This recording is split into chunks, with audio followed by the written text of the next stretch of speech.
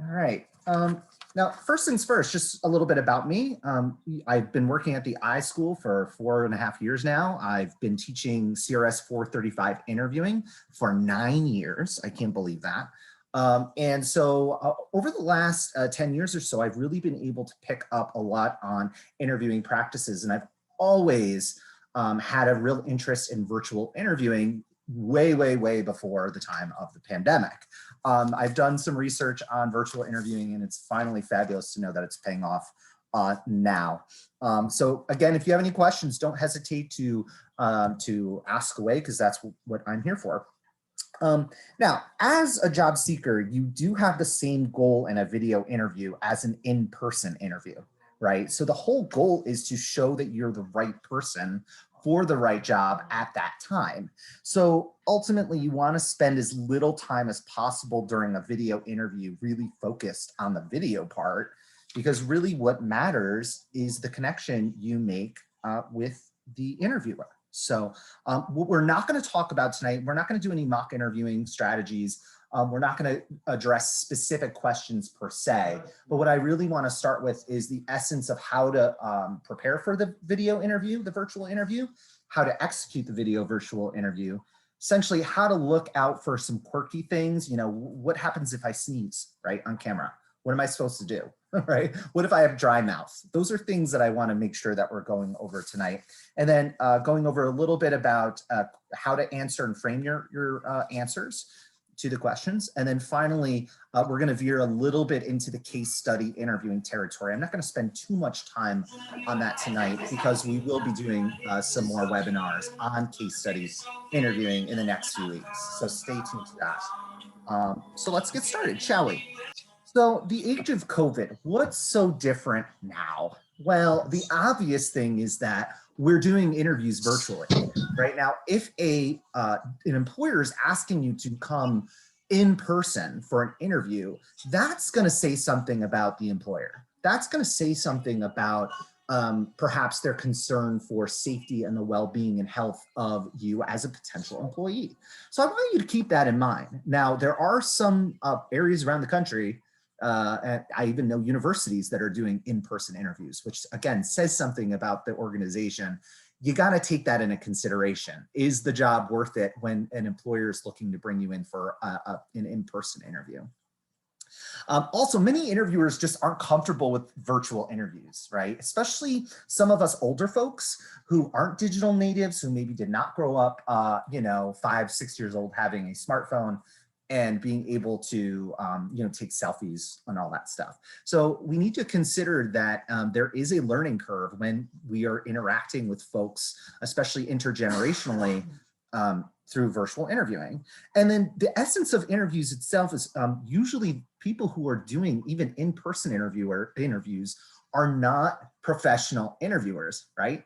They didn't go to school for interviewing. They don't have a PhD in communication or anything like that. So by nature, interviewers typically don't know what they're doing. So, we're at the mercy of the interviewer and the employer. So keep that in mind. Jobs and internships are more competitive now than ever. I know you guys don't want to hear that, right? But it's the truth. We are still in the midst of a pandemic. We are still in the worst economic recession since the Great Depression. And so it's very competitive right now. Now, for my iSchool students out there, you do have an advantage because you are in a degree program that is totally applicable in every organization. So I don't want you to stress too much, but I do want you to consider that the interview is going to have much more weight on it than traditionally. In fact, interviewing processes are taking much longer now to complete. There's less bandwidth in human resources departments. Hiring managers are stretched thin. People are literally sick with COVID. So expect not only there to be perhaps more interviews in the process, but also expect those interview decisions to take longer than traditionally. I know, that stinks.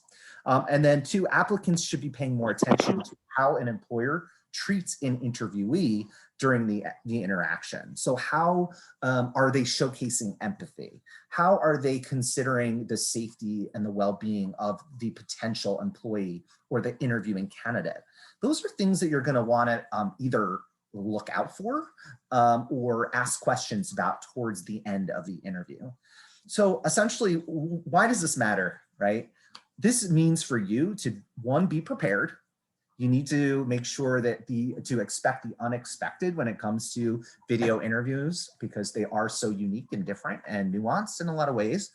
You need to be patient, right? So again, companies are taking longer times at making decisions, and those interview processes are going to take longer. And then finally, be positive, right? And I know that this sounds corny and cheesy, but at the end of the day, if we don't believe in ourselves and we don't practice and build up that confidence, chances are no one's going to believe that we're trying to even fake it.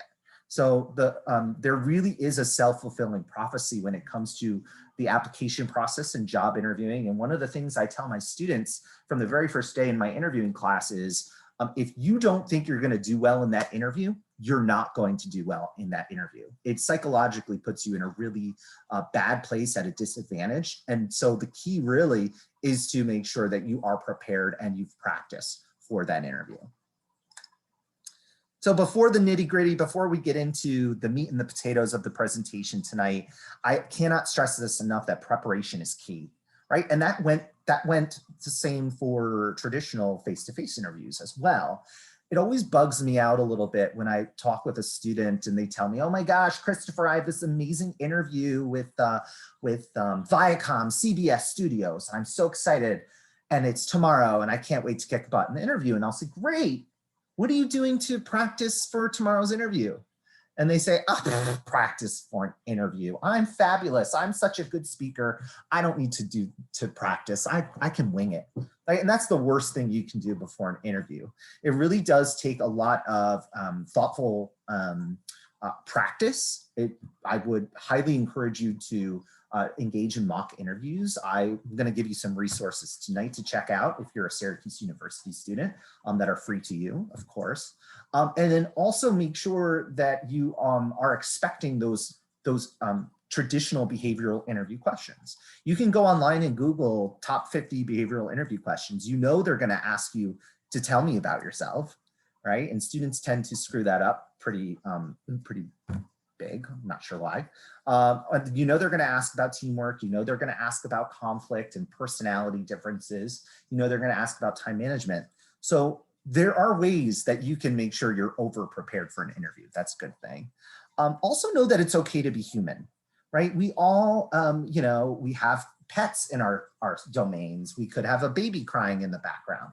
We could be having a spotty Wi-Fi that day, especially if you have Spectrum like me. And so it's okay.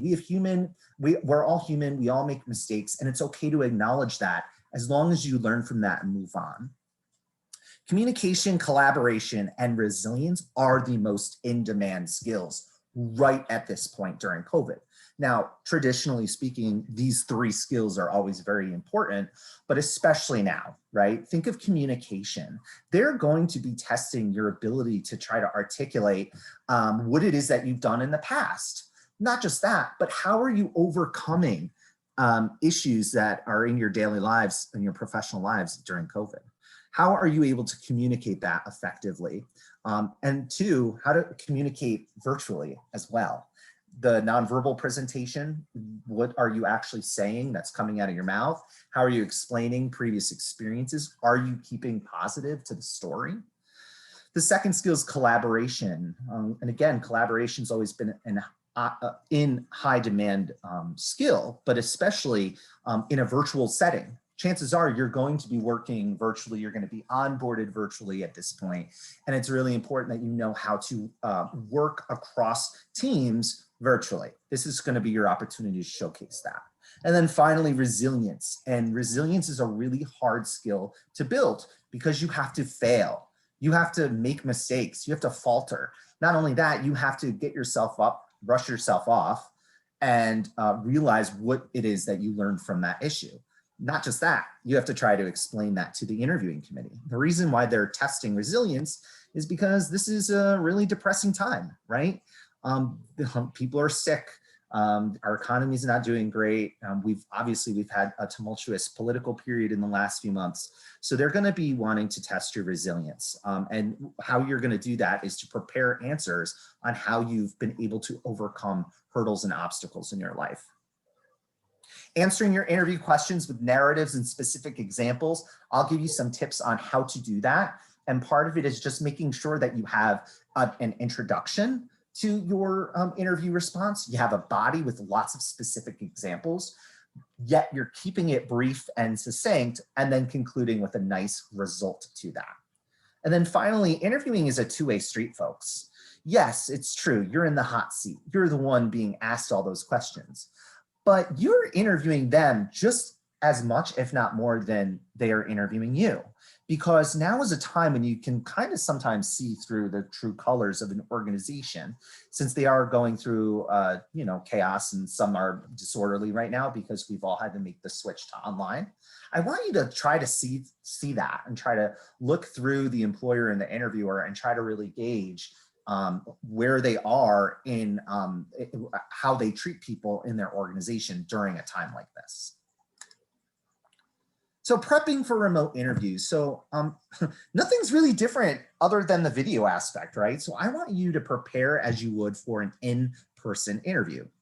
You're still going to research the role. You're going to research the heck out of the company. I want you to know the latest news and any movers and shakers in that organization. By the way, side note, positive news in that organization. I once had a student who was interviewing with one of the big four that just had a major data breach. They wanted to impress the interviewer with their knowledge about the data breach and how on top of the news they were.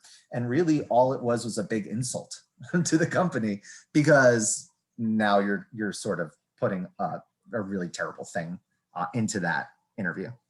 Practice those common behavioral interviewing questions. Again, like I said earlier, we have about 6 genres of behavioral interviewing questions, everything from time management to presentation, communication skills, values, resiliency, teamwork, collaboration. And so those are questions you can already anticipate that the interviewer is going to ask. So make sure you practice those before the interview. I'm not saying memorize. You never want to memorize. You want to sound authentic, you want to sound genuine, and you want to sound not like a robot.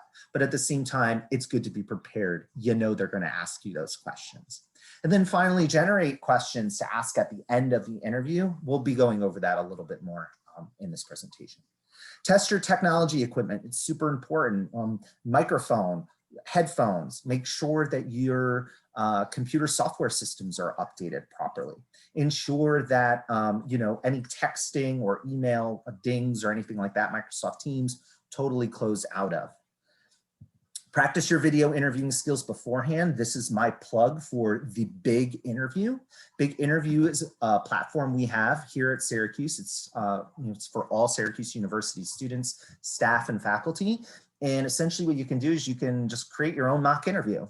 You can go in and answer the questions, record your responses. They are submitted. You can even have your college's career counselor look those over and try to assess what your strengths and areas for improvement are.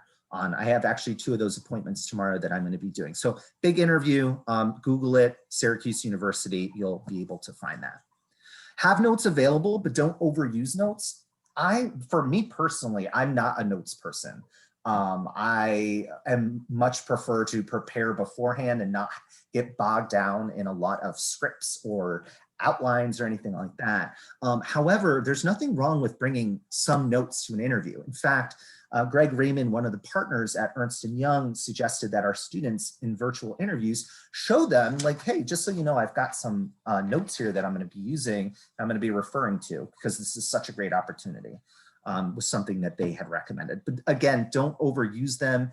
The whole point is to be authentic, to be the best sense of self that you can be. So don't rely too heavily on notes. And then, of course, dress to impress. Yeah, we are in our house, we're in our apartment or our dorm room doing these interviews. We feel like we can be less formal, but don't fall into that trap. Dresses, we're going to talk a little bit more about, helps us feel more confident. right? It gives us that psychological empowerment. And also, you never know when you may have to stand up in a virtual interview, right? If someone goes knocking on your door, there's an emergency, and you stand up and you've got your sweatpants on with your nice blouse, that's gonna not give you a very good look, right? More ways than one. So you got the interview. You are setting yourself up in your physical space. You want to create a positive impression with your environment, right? Now, being an instructor at Syracuse University, I've seen lots of backgrounds. I've seen lots of inappropriate things doing virtual interviews before. I've seen crazy tapestries of like the Grateful Dead bears. I've seen beer bottles. I've seen stuff that I'm not even, probably it's not appropriate to even say on this call tonight. I don't think anyone on this call would be that ignorant, but I can't stress it enough that your environment, your nonverbal cues are actually communicating more than what's coming out of your mouth. So choose carefully. It goes without saying, choose a quiet area and set up in front of a neutral background. I know quiet areas are tough. I have a cat that, you know, he's always hungry. He's always waddling in front of the camera, screaming. I have a bird, a pet bird. He squawks all the time when I get excited. And so if I had an interview tomorrow, I would probably have to find another place, right? Or maybe, you know, my office at work or a bedroom. So choose a quiet area. And the neutral background is really important because you don't want to distract or take away from you, right? Because you're the main show, right? Natural light is always better than artificial light, but clearly here in Syracuse, we don't get a lot of natural light at this time of the year. So if you can't help it, don't worry about it. The light source should always be behind the camera, not in front of the camera, because then you're going to be blinding your interviewers. If you're using your phone, try not to use your hand to hold up your phone. I don't know. I mean, maybe the younger people could do that more eloquently than I, but it's much more helpful to prop up your phone with a holder instead of using your hands. Also, be careful when considering objects to be in the view. You know, again, sometimes these are very distracting. All you need to do is turn on CNN, Fox News, or MSNBC, and all of these broadcasters are reporting from home. You see some of the stuff in their background, it's super distracting. You see bookshelves and tons of books and I don't know, weird stuff. Try to keep that to a minimum. What I would do, of course, this is me, I would actually just get some fake flowers or an orchid or something very just kind of vivid and in the background and leave that there, right? And don't go too crazy with it, of course. Framed art is really good too because, you know, it's typically just tends to be in the background as long as it's appropriate, of course. Then finally, don't sit too close or too far from the camera. That's one reason why it's really good to show up a few minutes early and to log on to the camera, do a test beforehand. So you could see, does your head take up the entire peripheral of the view? Or are you too far away and you look like you have this teeny tiny little head? Really what you should do is just have plenty of space to the right, to the left of you, and have a little bit of space above your head. Test your equipment. I know, I've been guilty of this before logging in for a Zoom class before. But really one of the best tips that I could give you tonight is to download any software or plugins that your interviewing committee has sent your way. Sometimes the interviewers will send you whatever the company uses. It could be a private application, one that's not really available to, you know, across platforms. You may have to get some extra plugins for that. It may take a little bit of time. You may need to restart your computer, may need to do some updates. So please, you know, check that out before the interview begins. Again, make sure all your computer software updates are completed before the interview, because let me tell you, it will happen at the wrong time, right? And so you don't want to make that freak you out or make you nervous, because then you're going to start off the interview either late or very discouraged. Microphone, make sure your microphone works. Make sure that your audio is up to speed. Make sure that your headphones aren't too distracting. What I will say is that headphones are certainly preferred over not using headphones because they help block out certain noise that could be distracting. Your computer phone battery, make sure that's completely charged. You don't want any embarrassing situations where now you have to try to find the plug to plug in your laptop, right? And then again, remember you're wearing sweatpants. So you're trying to find the charger and now everyone sees your sweatpants. So don't do that. Well, and don't wear sweatpants. And then the Wi-Fi strength, I know that's a struggle for any on-campus student. All I'm going to say is Air Orange X has come a long way since 2009 when I started at Syracuse University, but it still is not great. So look, if your friends have a better Wi-Fi system, ask them to use their facility to do your interview.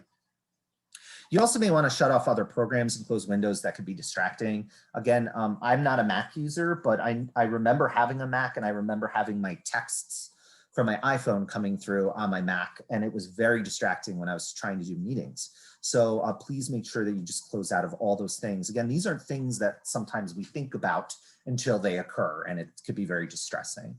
Have your phone ready just in case any major technological issues occur.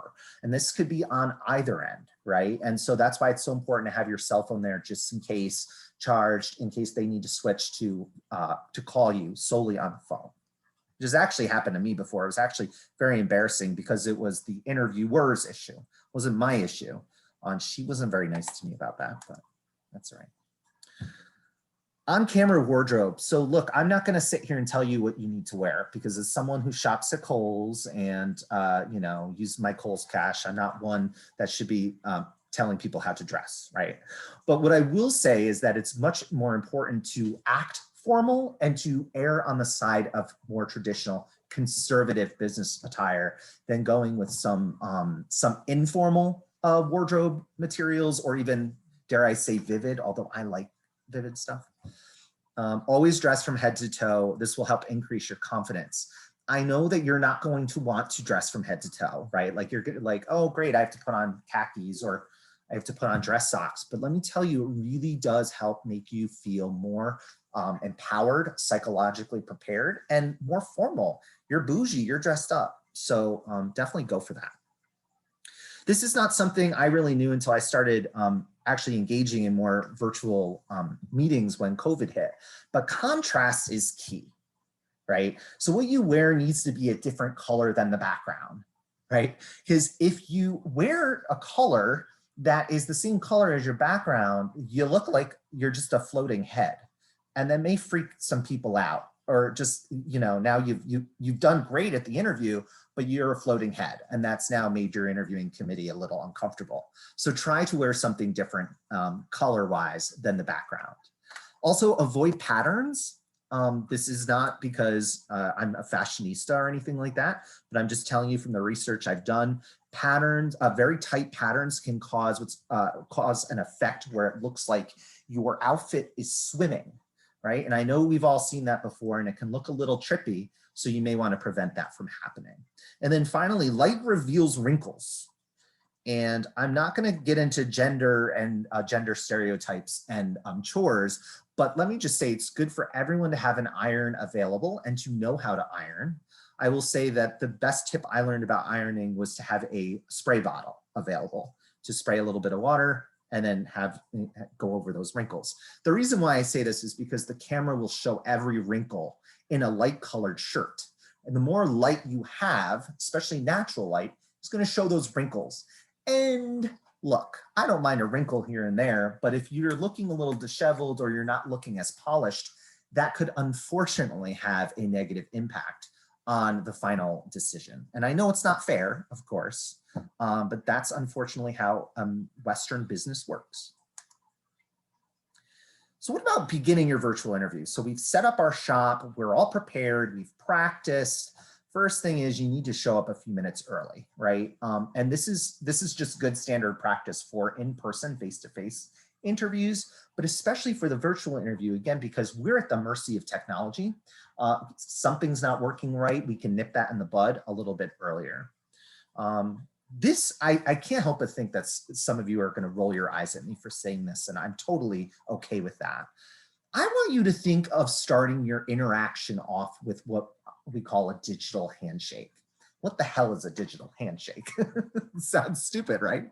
No, it's a form of interaction that you can use to try and get some enthusiasm generated. And it's very simple. All you need to do is say hello, look in the camera directly, smile, nod, and say, thank you so much for having me here today. I really appreciate that. That's all a digital handshake is. Way cleaner than touching someone else's hand.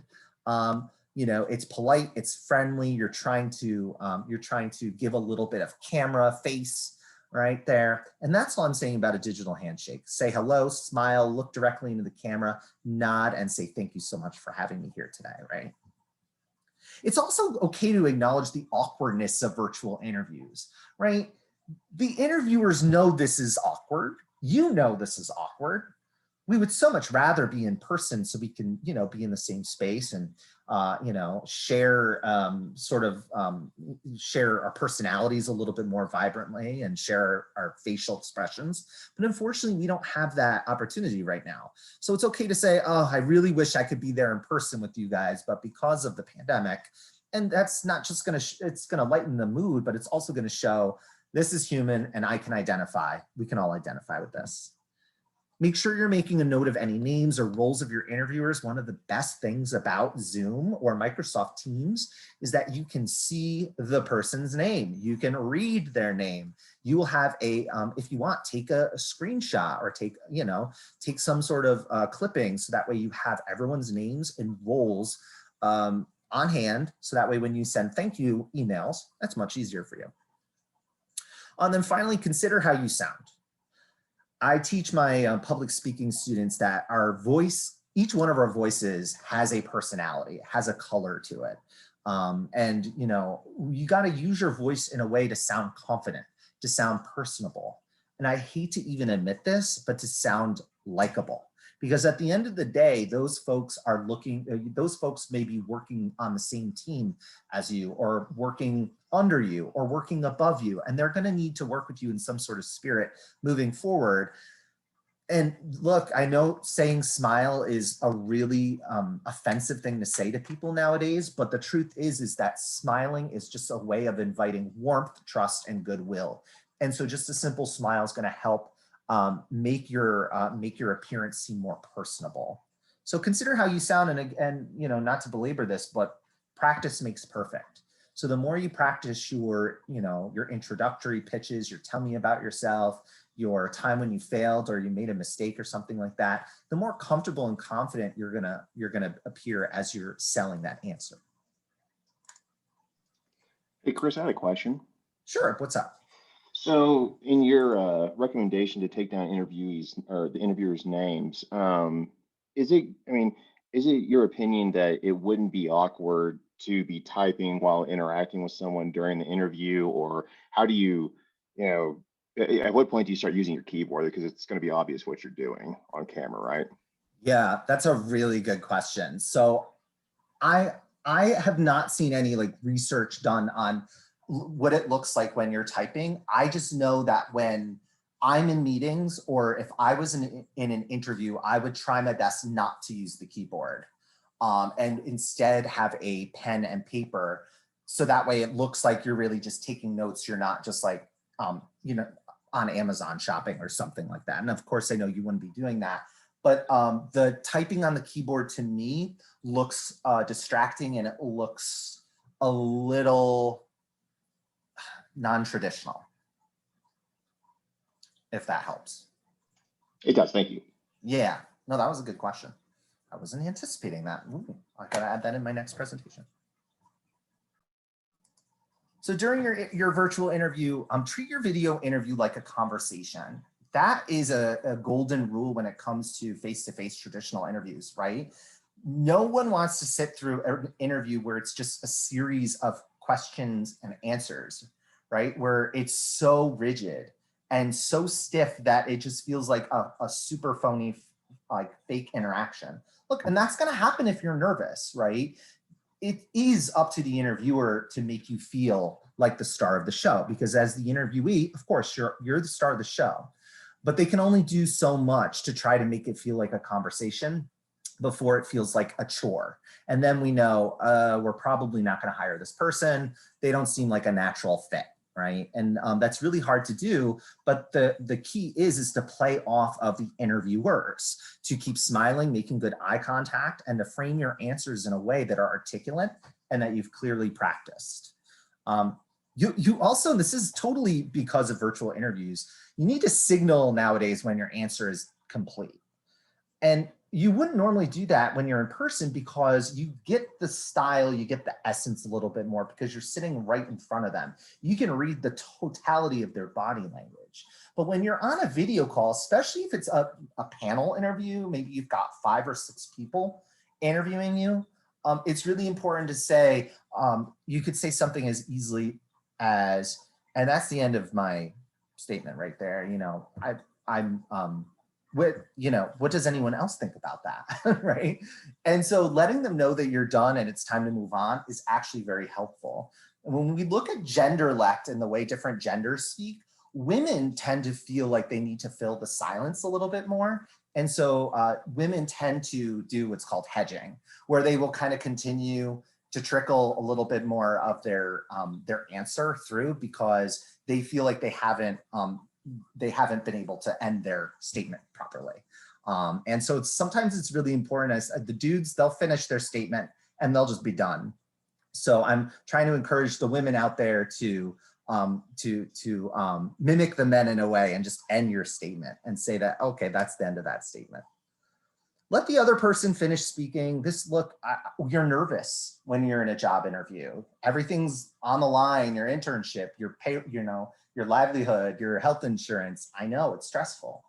And we have this urge when we're in a conversation, when we're nervous, to fill silence any chance we can. The danger there is you may be stepping on the verbal toes of your interviewer. And you especially don't want to do that in a situation when you are a guy interviewing and a female is interviewing you, because dudes interrupt women all the time. And it's not a good look, right? We have to think about power and dominance in an interview. And yes, you are at the mercy of the interviewer, but you do not want to interrupt because that's just seen as very rude in American culture. And then finally, and I know this is kind of weird to tell you, but explain any long pauses. You may need time to think about an answer. And guess what, folks? That's okay. It's okay to think about the answer and to say, I'm going to take a few seconds to think about this. They almost expect that in a way, right? Because they want you to think critically. They want you to give a good answer. And you can't do that if you're just answering the first thing that comes out of your mouth. Your brain has to interpret the question first, and then you need to formulate some sort of response that's meaningful and substantive. So explain any long pauses, especially if there are technical issues. That's okay. To be overly communicative is better than to not share why things are the way they are. So this is an old school interview response template that goes way back to the 1950s. This is called the STAR method. I usually tell my international students the STAR method is really great, or maybe my freshmen or sophomores who are just learning how to interview. And the reason why I tell them to use the STAR method is because it will hopefully help guide an interview response that you are given to any interview question. And it's pretty easy. Everyone remembers STAR. It's a pretty easy word. And so what STAR stands for is situation, task, action, and result. And so what this is just a guideline or a framework for trying to answer an interview question. So if they ask you a question, tell me about a time that you worked on a team project. What was your role in it? Well, you would have to give them the situation, right? Where were you? What was the role? What was the specific event or situation? Then go into the task, transition to the goal that you were working towards, right? What was the actual project? What was the thing that you were expected to complete? Then move to action. Action's very important because it's the demonstrative way you performed that task, right? So if they're asking, tell me about a time that you worked on a group project, what role did you play? You would want to talk about the actions that you committed to, the demonstrative ways that you performed that group project, or especially how you prepared for that. And then finally, result. This is the most important part of the STAR answer, because you need to give your interviewer some sort of outcome, some sort of result, tangible item. Give me a metric. Give me, was it successful? How was it measured successful? Why did it, why is this something that you feel that you can answer for this question? And then, so STAR method, use this as a way to try to frame your interview responses. You can't go wrong. STAR method's not anything that I use anymore if I'm in an interview, but let me tell you, when I'm teaching my interviewing class, that is one of the biggest strategies for answering a behavioral interview question. Also, along the same line, stay positive. Again, I know I keep saying it, and I'm sorry to keep bringing it up, but we're all going through a lot of stress right now. And so the tendency is to maybe talk about how your internship was canceled. And if it wasn't for COVID, you would have had this fabulous internship at the Library of Congress. Well, if you're going to say that, don't dwell on that, because no one likes a whiner, no one likes a complainer or a negative Nancy. And avoid oversharing about particular negative things that went on either during COVID, pre-COVID, post-COVID, or anything like that. You want to stay positive. Unless, of course, they ask you to explain something depressing, then I don't know if that would be the job for me. Also, consider what you did to stay resilient and positive during COVID. If your internship was canceled last summer, well, what did you do in place of that internship? Did you just sit on the couch all day, eat bonbons, drink mimosas, and watch Netflix? Sounds like a good time to me, but that's not going to be very appealing to someone who's looking to hire you. So what was it that you did during COVID? What can you do right now if you haven't done anything? Did you take an extra course during the summer? Did you do a volunteer opportunity? Did you make masks for low-income people? Think of ways that you've been able to accommodate yourself during the COVID-19 crisis. So nonverbal communication is one of my favorite areas of communication to study, because nonverbal communication claims that it actually communicates more than what's coming out of our mouths verbally. So nonverbal communication is, sorry to say, more important than what you're saying in a lot of ways, especially if the nonverbal cues don't match up with your verbal cues. Typically, if you're saying something and your nonverbal facial expression isn't matching up with what you're saying, it could signal deceit, it could deception, or lying, or stress, or anxiety, or uncomfortability. So you want to make sure that your nonverbal cues and your verbal cues match up successfully. I'd say eye contact. We're super obsessed with eye contact here in the United States. And in Western business culture, eye contact signals warmth, trust, goodwill, and it helps build rapport between you and the person or people that you're interacting with. And so I always thought after COVID, no one's going to care if you're looking in that camera lens or not, but that's not the case. They still care. And there are several strategies that you can use to look in that camera lens. I think the easiest one is to put just a teeny tiny little piece of tape or Post-it note underneath the camera lens. Let me repeat that: underneath the camera lens, not over the camera lens, which has happened to some people. And so that way you can maintain quality eye contact with your participants. Now, I don't know about you, but sometimes I get distracted by my little avatar in the bottom right or left-hand corner. I mean, not that I'm that great looking, but sometimes if I'm looking at just distracted by my big eyebrows or something like that, it can cut off eye contact. So make sure that you are focused on that camera lens, even if it's just for that interview. You're also going to want to check for glare. Jewelry, eyeglasses, those are things that you're going to want to consider. I'm not telling you to take off your glasses so that way you can't see, But again, that's why preparing for the interview is so important, right? Looking to setting up your spot in a way that there isn't a crazy glare off your glasses. Keep great posture. Good body posture, sitting up straight and tall. Not only does it help make you look more confident, it'll help you feel more confident. It will also help project your voice better, and it will make you look more confident. So keep that in mind. And then use your facial expressions to demonstrate engagement and interest. Look, I know this sounds a little weird, but using your facial expressions in a way to signal interest, enthusiasm, engagement with the camera is really important, because we lose that personal touch when there is a barrier to communication and what people can see.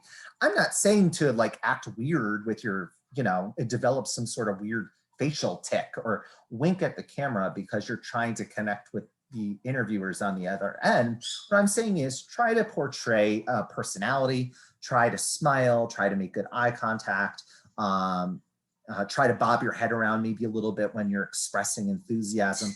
Those are ways that you can demonstrate interest in interaction. This is my favorite slide in the entire presentation. I promise I won't take too long talking about this. So what if you have to sneeze on camera? Well, I don't know, Christopher. I've never sneezed on camera before with an interview. Look, if it's going to happen, it's going to happen at that terrible time. So if you do have to sneeze on camera, all it is a two-step procedure. You turn your camera off and you mute your mic. Go to town sneezing, you reappear. Guess what? You're going to feel like $1 million.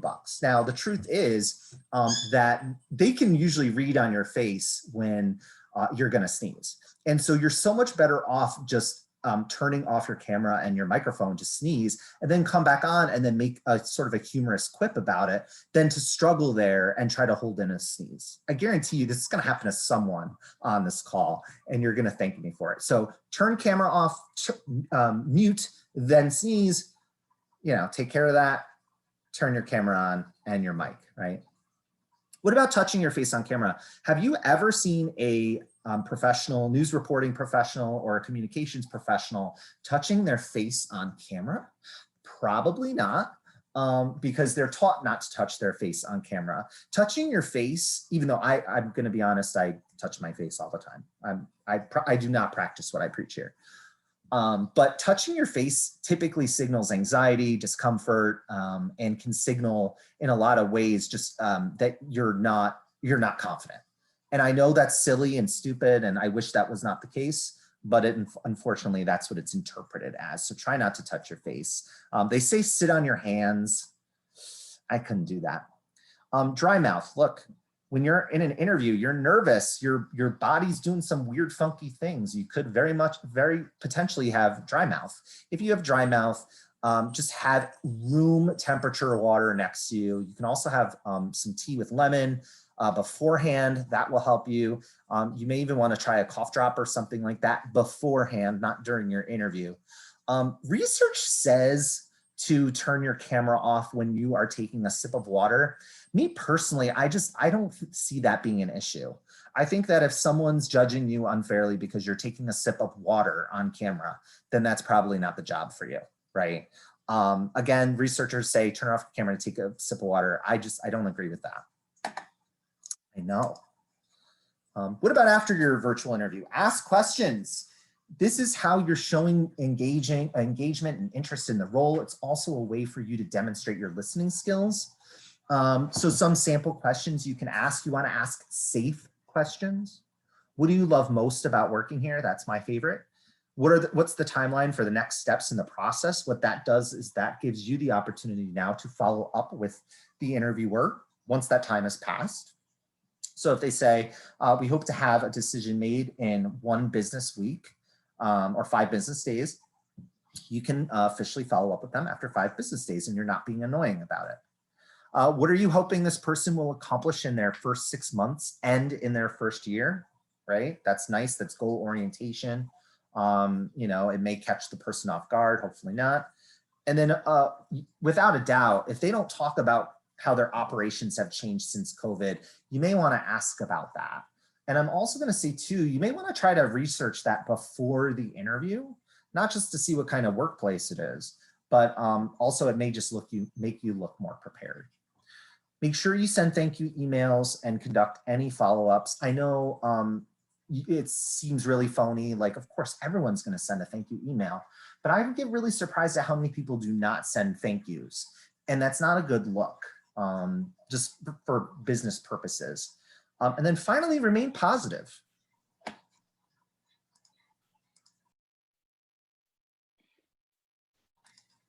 All right, so I just have 2 slides on case study interviews that I wanted to cover because I promised my iSchoolers that I would cover case studies, and virtual case study interviews are just slightly different than traditional face-to-face case study interviews. So for those of, yeah. I'm sorry to interrupt. I just kind of want, before we moved on to this, Sure. I'm just curious, how long should we expect that an interview is going to take? You mean the actual interaction? Yes. So that ranges, right? There are some companies that will do a full day process virtually, which is terrible, but they do it. Typical interviews, virtual interviews, will only last from 30 minutes to 1 hour. And that's because people have Zoom fatigue and Microsoft Teams fatigue. What's also very popular right now are 3 back-to-back interviews. So you could have a 30-minute virtual interview with one interviewer, and then right after that, another 30-minute, and then a final 30-minute interview with HR. But it really does depend on how fancy, for lack of a better role, the role is. So if the role is going to pay you more money, if you're a master's student in our program, IM, LIS, or anything like that, expect longer interviews. If you're an undergrad going for an internship, then expect maybe something more like 30 minutes to an hour interview. Okay, thanks. You're welcome. So for anybody who doesn't know what a case study interview is, they're not as bad as everyone thinks. They're usually the last interview for a consulting role or for a major IT or business role. And often iSchool students will have to do a case study interview for their final 3rd round interview. Case studies are just complex problems that are facing an industry or facing a market or facing an organization or a firm that you, since you're being hired as either a consultant or a professional problem solver, essentially, you have to come up with how to solve some of those issues in that case study. The best thing to know about case studies are that there are never right answers, right? They're typically almost always vague, you are really trying to go based on estimations and trying to come up with problems that you're working with the interviewer, okay? So never stress about a pure right answer with a case study. So before the case study interview or the interview, expect the interviewers to share all the case materials beforehand. They will hopefully send you what platform they're using, if you're going to use a whiteboard to try to show your work, or even a particular platform they're using. So you're going to get all that information beforehand. What more companies are doing, which I'm really happy about nowadays too, is they've been pairing up candidates with like coaches, like interview coaches at their company, either folks who just started the year before, they're trying to give back. So that's going to help you with your case study interview, I will say. Also, be ready to show your work. They may use the whiteboard feature, if you're showing math or if you're showing some sort of diagram or breakdown of IT infrastructure or something like that. You may also be expected, and I love this, the less bougie version, I guess, you could be expected to write everything down on like physical pieces of paper in front of you, and then hold up your paper to the camera lens to show them your work. And just be prepared for that too. Please, please, please take time to organize your thoughts. The whole point of a case interview is to show how you think, right? So you're gonna need to take time to organize your thoughts, to try to come up with questions, to ask the interviewers, and try to play on your strengths as a communicator. And then structure matters when showing your thought process, right? We call that logos, right? Logic, that you need to show some sort of sequence, some sort of practical formula to how you came up with some type of response, answer, or solution. That's going to be important. You're going to need to articulate that to the interviewer. Oh, hi, Chris, I have a question about the last slide. Sure. So just a little background, I have this like 2-hour long kind of interview, and part of it will be just like this, having a case study, like and going through this like massive data set. And yeah, no real correct answer there. But as you discover, and so I sent them a presentation along with like a Python script.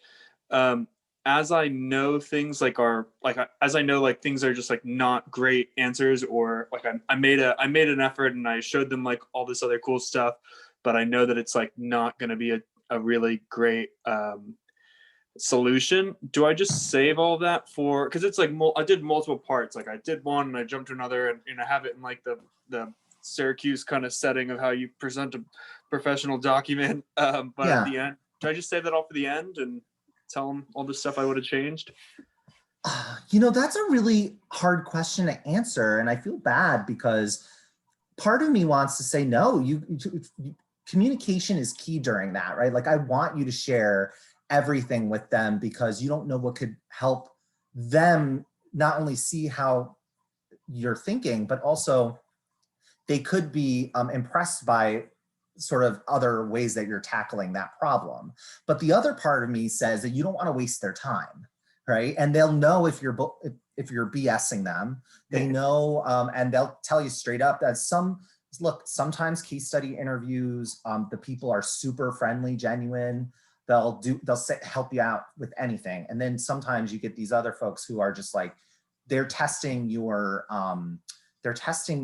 emotional intelligence and your resilience. So sometimes interviewers in case studies could be jerks, which is horrible, but that's the nature of consulting.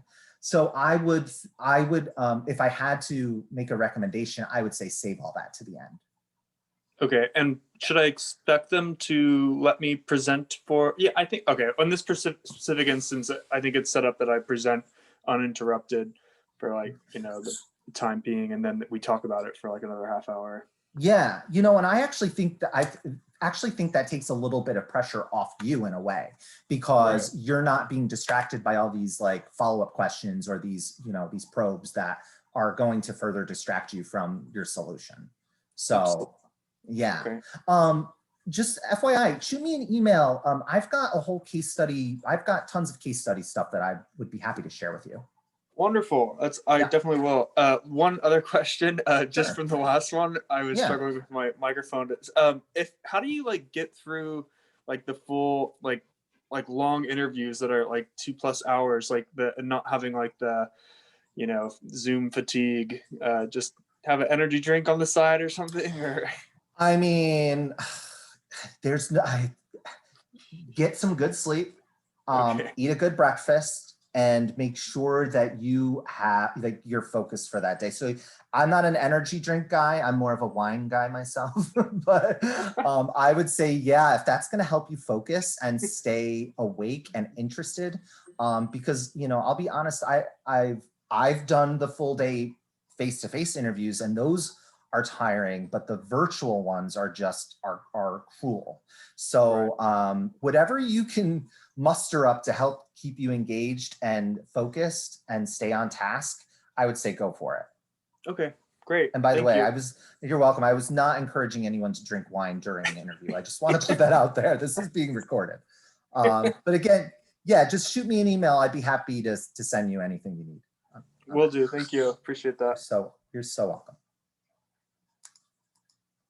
All right, so during case study interviews, part of it too is listening carefully to the case. Now, sometimes they'll verbalize the case, or sometimes they'll actually provide you with the written case.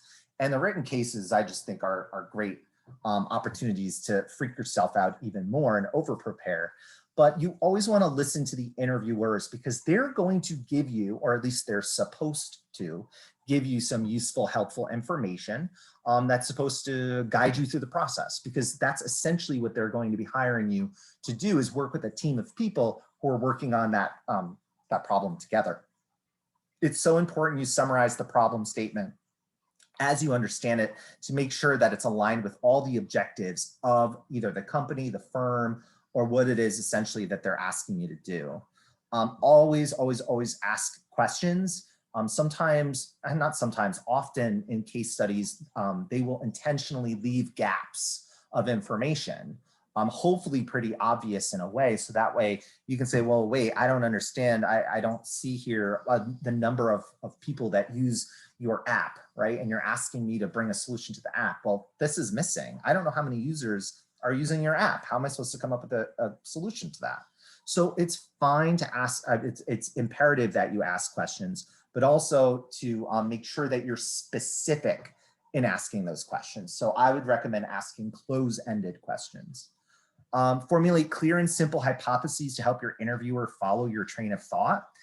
They may tell you you're completely wrong, but at least you tried, and hopefully they will give you some sort of nugget of information to pick yourself back up and move on.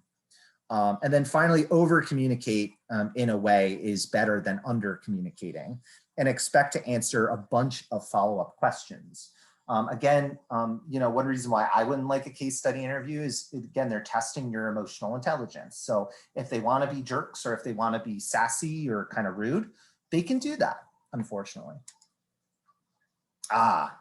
We've made it to the end, my friends. Lastly, if you experience any technical issues, you have to express that to the interviewers, right? You have to tell your interviewers, like, look, I can't hear you, or you're cutting out, or you froze. That's gonna happen. And so you have to communicate that. You don't wanna just be like, oh, they all froze, okay, and then just sit there awkwardly. Try your best to either reach out to the interviewer, type in the text box, or use your audio in a way to get their help, because they will feel bad, I guarantee that. And then finally, you wanna focus more on the interview rather than the virtual part of it. That's how I started this presentation tonight, is that, look, you want that video part to be the least of your problems. You want them to focus on you, right? You're the one that they're looking to hire.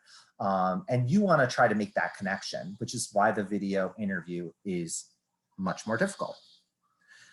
So having said that, I know that I took up a lot of time tonight. I was very talkative. The few questions we got were really good, but I'd be happy to entertain a few more questions if anyone has them. I have a question. Sure, go ahead. So I'm just curious. I've had a couple of interviews where the panel of interviewers have elected not to turn their cameras on. So like, while I have my camera on, they do not. Do you have any suggestions on like best practices to like mitigate any awkwardness in that kind of situation?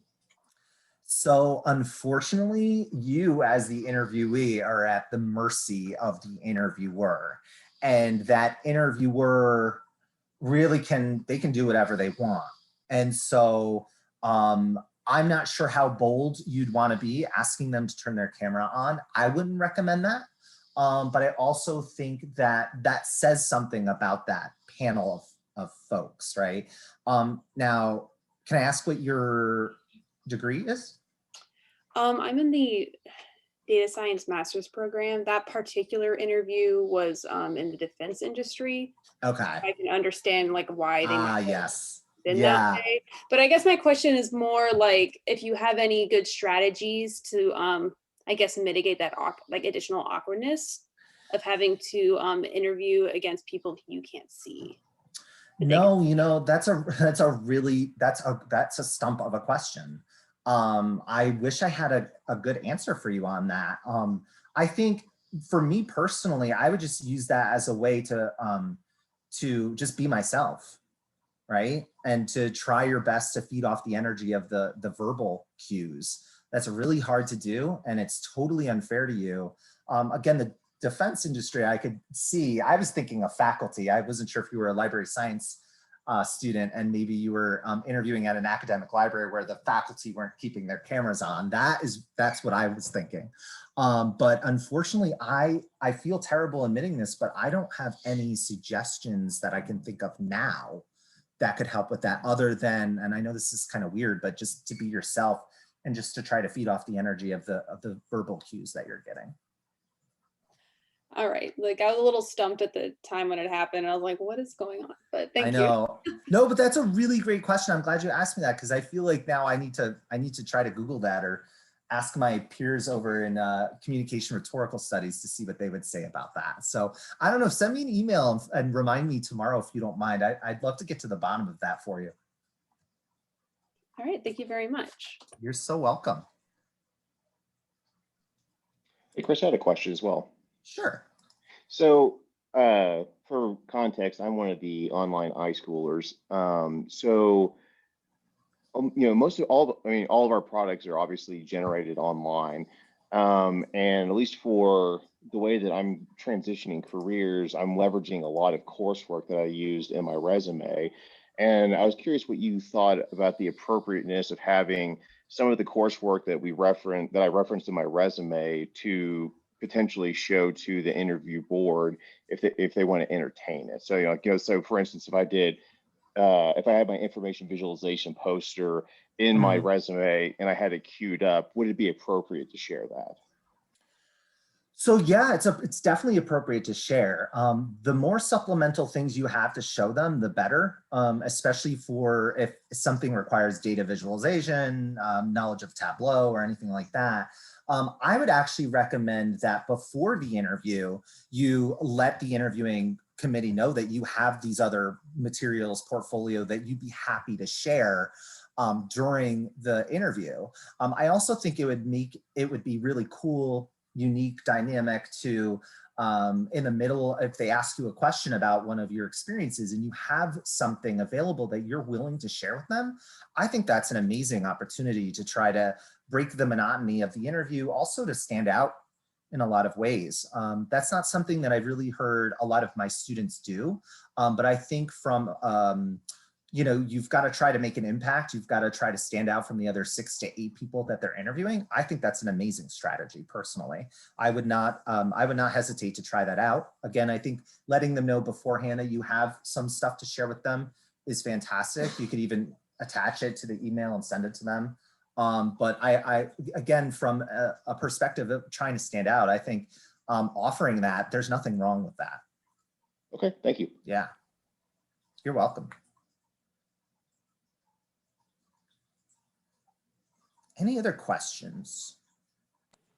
Yes, I have another question. Like we talked about having notes and, like different notes, and maybe you have like a little cheat sheet like ready or something. Is it like very obvious that you're looking at your little cheat sheet or that you're looking around or something? I'm assuming it probably is, and I usually avoid that. So yeah, so it's funny when I teach public speaking and the students had to give speeches online, and I totally knew when they were, using a script or focusing too much on notes. And to me, it looks super, I don't want to say unprofessional because you're human. That's why I suggest letting them know beforehand that you do have some notes, right? Like, I have a few notes here that I'm going to use just to refer to. So in case you see me looking, breaking eye contact, I just want to let you know I have my resume in front of me, or I have just a few little notes that I jotted down here. And again, the upper level folks at EY were the ones to suggest that. So I don't see that being a problem unless you're focusing way too much on those notes, where you're now distracting the interviewers because you're constantly referring to some sort of paper in front of you or anything like that. And the pitfall is with having notes, this is why I don't have notes in front of me sometimes, is the pitfall is to use that piece of paper or those notes as a crutch in a way. And so we become over-reliant or over-dependent on it, and it can seem very rigid or inauthentic. But again, just a few notes is totally fine. I don't see anything wrong with that. Okay, great, thank you. Yeah, you're so welcome.